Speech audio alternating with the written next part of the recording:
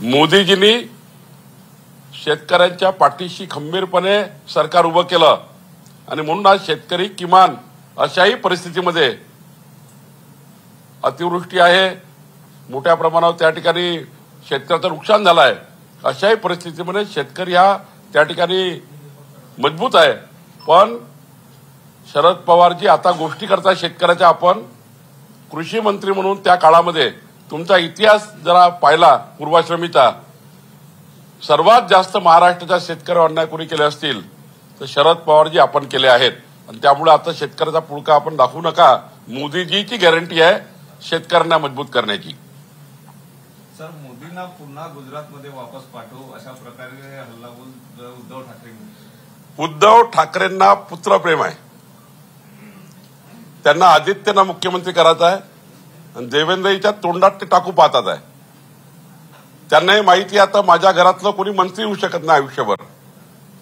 ज्या उद्धव ठाकरेंनी चोरून मुख्यमंत्री पद घेतलं आणि स्वतःच्या मुलाला मंत्री केलं, शिवसैनिकाला सोडून, एक शिवसैनिक ऍडजस्ट झाला असता, एक शिवसैनिकाला कार्यकर्त्याला मोठं करता आलं असतं।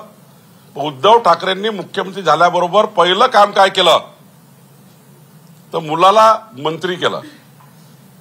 आणि उद्धव ठाकरेचा काळ तर माहित आहे, 2.5 वर्ष खिशात पेन नसताना मुख्यमंत्री, 2.5 वर्ष दोनदा विधानमंडळात आलेला मुख्यमंत्री, 2.5 वर्ष मुख्यमंत्री असताना 2च तास मंत्रालयात आलेला मुख्यमंत्री, असा कार्यकाळ ह्या 14 कोटी जनतेनं पाहिला आहे।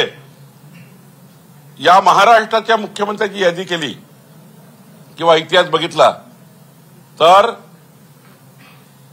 पहिला निष्क्रिय मुख्यमंत्री, राज्याला नापसंत असलेला मुख्यमंत्री उद्धव ठाकरे आहे। उद्धव ठाकरे मनोरुग्णासारखे वागतायत, मानसिक स्थिती ढासळण्यासारखे वागतायत। मला वाटतं त्यांना लवकरच एखाद्या हॉस्पिटलमध्ये नेण्याची गरज आहे। परिवाराने त्याची दखल घेतली पाहिजे। या मानसिकतेत ते का आले, इतके त्या ठिकाणी बेजार का झाले? मोदीजींची सुनामी आली आहे महाराष्ट्रात। ही सुनामी महाविकास आघाडीला, वादळासारखी सुनामी, हे महाविकास आघाडीचे जेवढे झाडाचे पत्ते आहे हे त्या ठिकाणी उडल्याशिवाय राहत नाही। मोदीची सुनामी महाराष्ट्रात आहे, मोदीचं वादळ आहे, सुप्त वादळ आहे। महाविकास आघाडी हरण्याच्या मूळमध्ये गेली आहे।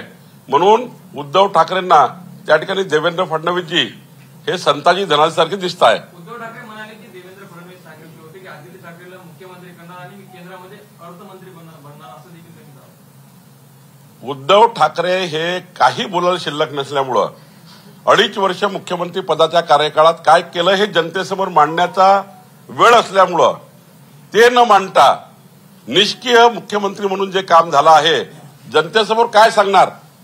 मग असे काही काही शोधून काढायच्या युक्त्या देवेंद्रजीला त्या ठिकाणी, त्यांना कधी अमितभाईला, कधी देवेंद्रजींना, कधी मोदीजींना काय गरज आहे?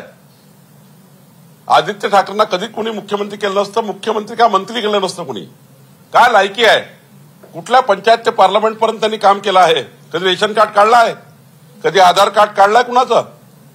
एका मतदारसंघात हवेमध्ये निवडून आले आणि त्यामुळं त्या ठिकाणी एखाद्या वेळी आमदार होऊ शकतं माणूस ऍक्सिडेंटनी, पण काय लायकी आहे? मुख्यमंत्री पदाची लायकी आहे? कोण शब्द दिले त्यांना? खरं तर या महाराष्ट्रामध्ये एकनाथ शिंदे सारखा लायक मुख्यमंत्री आहे, देवेंद्र फडणवीस सारखे लायक या महाराष्ट्राचे लोकनेते आहेत। आणि त्यामुळं मला असं वाटतं, जेव्हा विकासावर बोलता येत नाही, जेव्हा जनतेला कन्व्हिन्स करून मतं घेता येत नाही, तेव्हा जनतेला कन्फ्यूज करून तो दिवस काढायचा आणि त्याला कोणतरी स्क्रिप्ट लिहून देतं, तेवढंच वाचायचं आणि मीडियाने दिवसभर चालवायचं, हाच उपक्रम आहे।